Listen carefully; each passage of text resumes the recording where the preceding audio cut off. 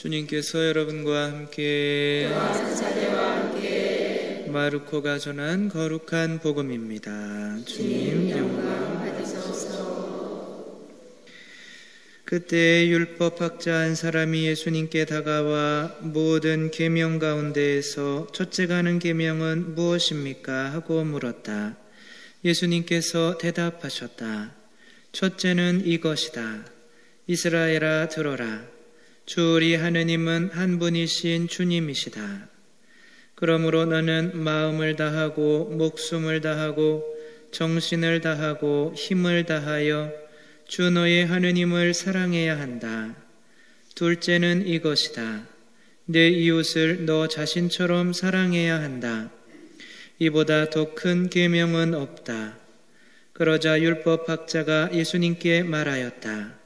훌륭하십니다, 스승님. 그분은 한 분뿐이시고 그 밖에 다른 이가 없다 하시니 과연 옳은 말씀이십니다. 또 마음을 다하고 생각을 다하고 힘을 다하여 그분을 사랑하는 것과 이웃을 자기 자신처럼 사랑하는 것이 모든 번제물과 희생제물보다 낫습니다. 예수님께서는 그가 슬기롭게 대답하는 것을 보시고 그에게 너는 하느님의 나라에서 멀리 있지 않다 하고 이르셨다. 그 뒤에는 어느 누구도 감히 그분께 묻지 못하였다. 주님의 말씀입니다. 그리스도님 찬양합니다. 참 예수님, 키르기즈스탄이란 나라 아세요? 어디 있어요?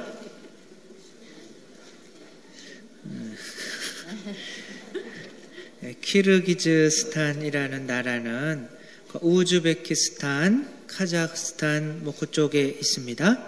탄자 돌림인 것 같아요. 근데 그 나라에 전해져 내려오는 전설 가운데 하나입니다. 지금은 사라져버렸지만 그 동네에는 추안이라는 부족이 있었대요. 굉장히 잔인해서 그들 말대로 하면은 신의 저주를 받아서 지구상에서 흔적도 없이 사라져버린 종족이랍니다. 거기 살았던 종족에는 어떻게 잔인하냐면 전쟁에서 사람을 포로로 잡아가면 만쿠르트라고 만들어버린다고 합니다. 만쿠르트라는 거는 뭐냐면 인간 껍데기라는 뜻이랍니다. 전쟁에서 사람을 잡아가서 인간 껍데기로 만들어버린대요. 속이 없는 사람으로 만들어버리는 거죠. 속을 파내는 게 아니라 조금 이따 설명을 해드리겠지만 감정이나 기억이 없이 지금 막 무슨 무슨 영화 같은데 이렇게 보면은 막 감정도 없고 아픈 것도 없고 기억도 없는 그런 노예로 만들어버리는 거래요. 근데 이 사람들은 옛날부터 그렇게 만드는 방법을 알고 있었다고 합니다. 근데 이제 여기에 절에 내려오는 전설이 뭐냐면 여기에 끌려가서 그런 만쿠르트라고 하는 이렇게 노예가 된 사람의 기억을 되살려주기 위해서 어머니가 이렇게 노력했던 그런 전설이 내려져 오는 거죠. 그 만쿠르트가 된 사람은 누구냐면 졸라만이라고 하는 사람이랍니다. 발음을 잘해야겠죠. 졸라만이라고 하는 사람인데 그는 이제 아버지를 닮아서 활을 잘 쏘던 사람이었대요. 근데 엄마가 이제 혼자 키우고 있었는데 전쟁이 나서 이 추안족에게 잡혀간 거죠. 근데 엄마는 그 아들이 잡혀가서 이제 죽은 거를 자기 눈으로 확인하지 않으면 믿지 않겠다고 그러면서 이제 아들을 찾아 나선 거예요. 나서다가 주막에서 상인들이 추안족에 대해서 이야기하는 것을 들었습니다. 이들은 사람을 잡아가면 바로 죽이는 게 아니라 암낙타의 젖을 잘라서 암낙타 있죠? 낙타의 암컷의 이제 젖을 자른답니다. 젖을 잘라서 그 젖을 머리에다가 씌운답니다. 그리고 손을 묶어놓고 햇빛에 이렇게 놔두면 그 암낙타의 젖이 막 오그라든대요. 오그라들어서 거의 머리를 뽀갤 정도로 이렇게 오그라들게 하는 거죠. 그래서 대부분은 많은 사람들은 그 고통 때문에 죽게 되는 거죠. 이렇게 고통스럽게 죽이는 거는 우리랑 전쟁하면 너희는 절단 난다 뭐 그런 식으로 옛날부터 이렇게 하는 거죠. 했는데 이제 거기서 살아남는 사람들이 있대요. 그 사람들은 머리가 너무 이렇게 아프게 이렇게 돼서 살아남아도 기억력을 잃고 이제 감정도 없어지고 이제 얘네들이 시키는 대로 하는 거야. 너 똑바로 안 하면 다시 그거 뒤집어 씌운다. 그러면은 그냥 말 잘 듣는다는 거죠. 이 엄마는 이 얘기를 듣고 내 아들이 살아 있을 수도 있겠다 싶어서 이제 희망을 또 갖고 아들을 찾아 나서는데 막 하다가 이야기가 많이 있겠지만 아들을 이제 발견하게 됩니다. 아들은 양을 치고 있었습니다. 그래서 너무 반가워서 야 엄마야 이름이 뭐라고요? 발음을 잘해 주시기 바랍니다. 이제 졸라만 엄마야 니네 아빠 이름은 누구고 너는 내가 네 엄마야 막 그러니까 얘는 기억이 없는 거예요. 멍하니 있는 거예요. 내가 네 엄마라니까 막 그러다 보니까 또 추한추한족이 오는 거예요. 그러니까 빨리 이제 엄마가 풀숲으로 숨었죠. 내가 또 올게 그러면서 숨었는데 이제 이 사람들이 본 거예요. 저 여자가 너한테 뭐라 그러디? 그랬더니 우리 제 엄마라는데요. 그러니까 야 너는 엄마 없어. 그리고 저 사람을 알게 되면 너는 네가 받은 고통을 똑같이 또 받게 될 거야. 그러니까 막 그때 받았던 고통이 막 생각이 나니까 막 우는 거예요. 난 절대 그런 고통 받기 싫다고. 그러니까 너 활 잘 쏘지? 그러면 내가 활을 줄 테니까 나중에 저 여자 나타나면 쏴서 죽여버려라. 그렇게 해서 이제 얘는 가고 엄마가 다시 나타난 거예요. 뭐라고 그러면서 졸라만아 내가 너 엄마다 그러고 있는데 저 멀리서 이제 보니까 활을 들고 있는 거예요. 자기를 향해서 나 쏘면 안 돼. 나 너 엄마야 그러는데 이미 활은 목을 관통했다고 합니다. 목에 맞았대요. 그래서 이제 죽어가고 있는 거죠. 이렇게 목 맞으면 잘 안 죽잖아요. 조금 이렇게 컬컬컬 그러면서 죽잖아요. 난 네 엄마라니까. 엄마가 아들 화살 맞아가지고 이렇게 졸라만이라는 이름을 부르면서 죽어가는 거고 얘는 그냥 죽어가는 아줌마 보면서 이제 고통 안 받아도 된다 그러면서 이렇게 뒤돌아서 갔다는 슬픈 전설이 전해져 내려오는 거죠. 해피엔딩은 아닌 거죠. 근데 우리들도 사실은 우리한테 오시는 분을 활로 쏴 죽인 적이 많이 있어요. 왜냐하면 이분이랑 관계 맺는다는 거는 어쨌거나 뭐가 수반되는 거예요? 고통이 수반되는 거예요. 여러분들이 결혼해가지고 좋은 관계 맺어야겠다. 그래서 결혼했더니 아내나 남편을 참아주어야 될 것이 있어요, 없어요? 많아요. 많죠. 관계 맺는다는 거는 좋은 것도 있지만 고통 당해야 되는 것도 당연히 있는 거죠. 근데 우리는 예수님이랑 관계 맺으면서 당해야 되는 고통이 뭐예요? 계명이에요. 계명. 지금 누가 대답하셨어요? 계명입니다. 예수님을 알게 되면 당연히 예수님이 계명을 지켜라고 하는 거죠. 이때 당시로 내려오던 계명이 613개였습니다. 근데 너무 고통스러운 거 이 계명을 지키는 게. 그래서 이 율법학자는 도대체 이 다른 613개 다 지킬 뭐 그런 것도 없고 제일 중요한 계명이 뭡니까? 라고 얘기하는 거예요.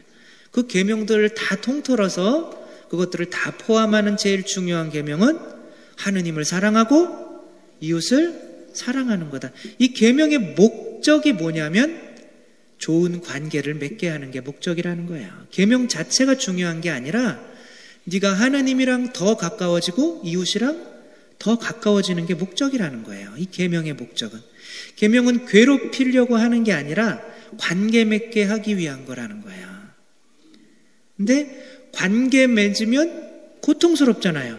11조도 내야 되죠. 주일날 놀러도 못 가죠. 거짓말도 못 하죠. 미워하면 더 고해성사 봐야 되죠. 힘들어요, 안 힘들어요? 힘들어요. 그 둘 중에 선택하라 이거예요. 계명을 지키든지 아니면 그 고통이 싫으면 활로 쏴서 죽이든지. 우린 죽인 적이 있어요, 없어요? 많아요. 많아요. 저도 마찬가지예요. 엊그제 제 대학교 다니는 동창이 아니라 조카가 왔었는데, 이 조카 녀석이 여자예요. 여자인데 조카년이라고 그러면 좀 이상하잖아요, 그렇죠? 조카 녀석이 와서 왔는데, 저 주일날에 성당도 나가고 한다는데 10분도 예수님이랑 대화한 적이 없다는 거예요. 지금까지. 송체조배라고 그랬더니 그게 뭔지 모르는 거예요. 사실 우리 그래요. 우리 예수님 사랑한다고 말로는 그러지만 하루 동안에 예수님 생각하고 정말 예수님 나 이렇게 어떻게 해야 돼요? 라고 이렇게 물어보고 하는 시간 다 합쳐도 5분도 안 될 겁니다, 아마. 예수님 생각하는 시간. 실제로 그렇게 좋은 친교 맺고 있지 않아요. 예수님 더 이렇게 다가오려고 그러면 활로 쏴버립니다. 저도 그랬어요. 저도 예수님 믿으면 구원받고 그래서 믿기는 했지만 실제로 사랑하고 이런 건 잘 몰랐어요. 무슨 사랑까지 해, 죽고 나서 구원해주면 그만이지. 하느님이니까. 사랑은 사람도 사랑하기 힘든데. 예수님이 다가오면 다가올수록 그러는 거예요. 너 세상 포기하고 대학도 포기하고 결혼도 포기하고 부모도 포기하고 다 포기하고 혼자 살아라. 신학교 들어와서 신부되라. 계속 그러는 거예요. 그럴 때마다 제가 어떻게 해요? 활을 들고 쏴서 죽였죠. 예수님을 계속 죽이는 거예요. 다가오지 못하게. 근데 계속 다가오시더라고요. 인해전술로 해가지고 옛날에 중국군 다가오는 것처럼. 그래서 어쩔 수 없이 정복을 당했지만, 그래서 이렇게 됐지만 이게 관계를 맺고 나서는 이분이 날 괴롭히려고 사제가 되려고 더 좋은 친교를 맺게 하는 게 괴롭히려고 그런 게 아니라 나를 행복하게 하기 위한 거였구나. 그때서야 깨닫는 거죠. 다가와요. 예수님도 굉장히 험한 모습으로 십자가에 피 흘리면서, 지금 여러분 이제 세례를 준비하려고 하는 분들에게도 마찬가지겠지만 좋은 모습으로 안 다가옵니다. 피 줄줄 흘리면서 험한 모습으로 다가오는 거야. 그분을 쏴 죽이든지 아니면 한번 뭐길래 도대체 나한테 저런 모습으로 다가올까 생각하면서 쏘려고 하는 화살을 잠시 내려놓고 과연 저분이 뭔가. 그래서 어머니라는 거를 발견하게 되면 어머니를 만나서 지금까지는 살아오는 게 얘는 그냥 그런 거예요. 고통을 안 당하는 게 행복이라고 여기게 만드는 거예요. 추한족은 마귀들인 거죠. 세상인 거죠. 너 굳이 새로운 관계를 맺으면서 고통당할 필요가 뭐가 있어? 그냥 사람 괜히 그런 하려고 그러지 말고 쏴 죽여버려라 이거예요. 근데 만약에 엄마라는 걸 알았으면 그동안 몰랐던 행복을 찾게 돼요? 안 찾게 돼요? 찾게 되는 거죠. 아기 낳는 거랑 똑같은 거예요. 우리 인간에게 첫 번째 내린 아담과 하와를 만들어 놓고 내린 계명이 뭐예요? 자녀를 많이 낳아라가 첫 번째 계명이었어요. 이게 하느님 사랑, 이웃 사랑인 거예요. 계명을 지키는 게. 하느님은 또 봐봐. 다가오니까 또 힘들어지는 거예요. 자녀를 많이 낳으면 힘들어요, 안 힘들어요? 자녀 키우는 게 힘들어요, 안 힘들어요? 힘들죠. 자녀 키우는 말 더럽게 안 듣잖아요. 자녀들 놔도. 지들이 배 아파서 낳고 그래도 몰라요. 이건 자녀들 그래가지고 많이 낳았어요, 적게 낳았어요? 그게 자랑이 아니라니까, 적게 낳는 게. 세계에서 우리나라가 제일 하느님 말씀을 안 듣는 나라예요. 제일 적게 나니까. 우리 첫 번째 계명이 제일 많이 나라고 한 건데, 그게 계명이에요. 이것도 계명 중에 하나예요. 그러니까 하느님 믿으면 괴로워질 수밖에 없는 거예요. 그 말 하려면 죽어주세요 하고 이제 화살로 쏘는 거죠. 11조 내라고 그러면 그냥 죽어주세요 그러고 더 이상 다가오지 말라고 화살로 계속 쏴서 죽이는 거예요. 우리는. 근데 이제 그분을 진짜 받아들이게 되면 그래도 내가 아이 낳는 거 돈도 많이 들어가고 고통스러운 거 알아도 그래도 낳으셨어요? 안 낳으셨어요?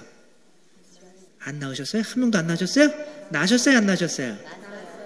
그래, 왜 낳으셨어요? 고통스러운데. 저는 그런 얘기 들었어요. 애가 이제 첫 번째 낳으려고 하는데 너 왜 낳으려고 그러냐? 그랬더니 아이가 보고 싶대요. 뱃속에 있는데 아이가 보고 싶대요. 그런 감정 가졌던 적 있으셨어요? 얘가 도대체 어떻게 생겼을까? 그렇게 보고 싶다고 하더라고요. 그래서 어떻게 보면 이 아이를 낳았을 때 그 낳을 때 고통은 사라져요, 안 사라져요? 그래서 두 번째 애도 낳을 수 있는 거잖아요. 그 고통 계속 머리에 가지고 있으면 못 나요. 이 아이 낳았더니 이 아이 볼 때 정말 하나님께서 내 남편과 이렇게 또 통해서 낳아주신, 정말 만들어주신, 나에게 주신 새로운 생명, 그게 뭐를 맺게 되는 거예요? 관계를 맺게 되는 거예요. 이제 엄마가 되고 아빠가 되는 거예요. 그 행복이 아이를 낳아서 키우는 고통보다 크니까 둘째를 낳게 되는 거예요. 크니까. 관계에서 오는 행복이 더 크니까 계명을 지키는 고통보다, 그리고 솔직히 계명을 우리 괴롭히기 위해서 주는 거 아니잖아요. 그렇죠? 우리 꼬마애가 2살짜리 애가 엄마 나 이제 우리 바깥에 우리 오빠들이 칼싸움하고 있는데 나도 칼싸움하고 싶으니까 부엌칼 좀 하나 주세요. 그럼 그래 부엌칼 주면서 그래 칼싸움에서 다 죽이고 와라 이러진 않잖아요. 아이가 칼 달란다고 그래서 줘요, 안 줘요? 안 주는 거죠. 네가 지금 죄를 짓지 마라 그러는 건 다 우리를 위해서 그러는 거예요. 당신과의 좋은 관계를 위해서 행복하라고. 우리 괴롭히기 위해서 그런 거 아닙니다. 아이를 낳을 때의 고통도 필요하니까 있는 거예요. 관계를 위해서. 정말 배 아파서 낳기 때문에 더 사랑스러운 거죠.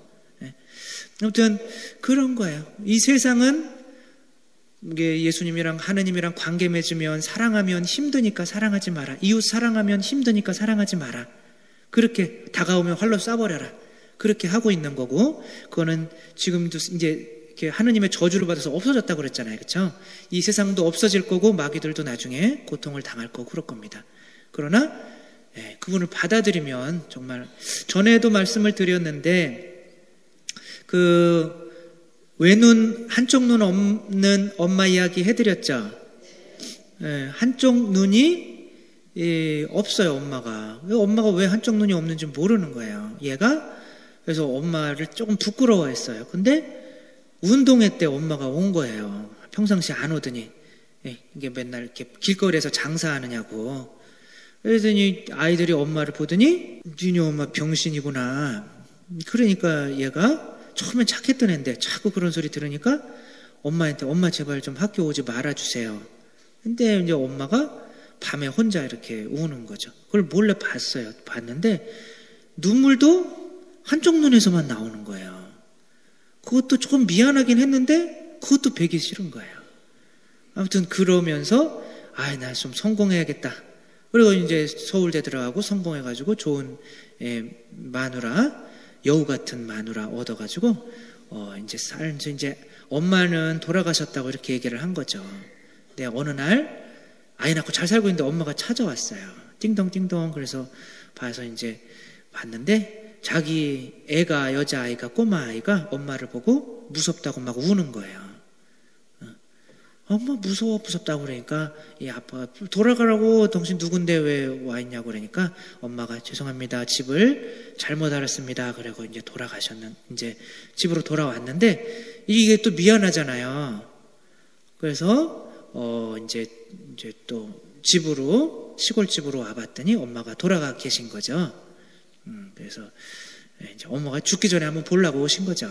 돌아가 계셨는데 이제 엄마가 쓴 그런 일기나 이런 것들을 보니까, 알고 보니까 자기 어렸을 때 눈이 다쳤었는데 엄마가 자기 눈을 이식해 준 거였죠. 그거를 알게 되고 나서 너무 늦었지만 그래도 다시 엄마를 어떻게 하게 되겠어요? 사랑하게 된 거겠죠. 그렇죠? 본인은 엄마 없이 사는 게 혼자가 행복한 건지 아는 거예요. 그냥 세상에서 그냥 육체적인 쾌락, 돈 쫓아다니고 그냥 사람들한테 그냥 인기 없고 그냥 이렇게 사는 게 행복한 건지 알았던 거예요. 하느님 없이 죄 지으면서 사는 게. 그러나 하느님과의 관계를 맺게 되면 그분을 받아들이는 거는 정말 고통스러운 거예요. 엄마가 한쪽 눈이 없어 봐요. 고통스럽잖아요. 그렇죠? 다른 사람들 보기에도. 그러나 그분을 받아들이면 나의 어머니 없이 사는 것보단 낫잖아요. 하느님 없이 사는 것보단 낫잖아요. 그렇죠? 성모님 없이 사는 것보단 낫잖아요. 그래서 십자가에 매달리신 굉장히 어떻게 보면 부끄러운 모습이지만 우리가 그분을 사랑하게 되면 그 고통보다도 우리가 지켜내야 되는 고통보다도 더 큰 행복이 온다는 거죠. 그래서 여러분들도 나한테 이거 해라 저거 해라 그러면서 다가올 때 다가오면 활로 쏴 죽인다 뭐 그러지 말고 활 좀 내려놓고 그래요. 조금 더 가까이 오시라고. 실제로 우리 예수님 막 그렇게 많이 안 사랑합니다. 그렇죠? 예수님 사랑하면 사랑을 처음 할 때 한번 생각해 보세요. 눈 뜰 때부터 눈 감을 때까지 그 사람 생각밖에 안 나요. 근데 우리 그래요? 안 그래요. 우리 예수님 눈 뜰 때부터 눈 감을 때까지 예수님 생각밖에 안 나요? 안 그래요. 실제로 그렇게 다가오려고 그러면 계속 활로 쏴 죽이는 거예요. 그러지 말고 왜 그렇게 되셨는지 더 받아들이면서 그래야 그분 더 사랑할 수 있어야 행복하다는 거죠. 우리들도 더 사랑하려고 매일매일 노력하면서 조금씩 더 행복해지는 우리들 됐으면 좋겠습니다.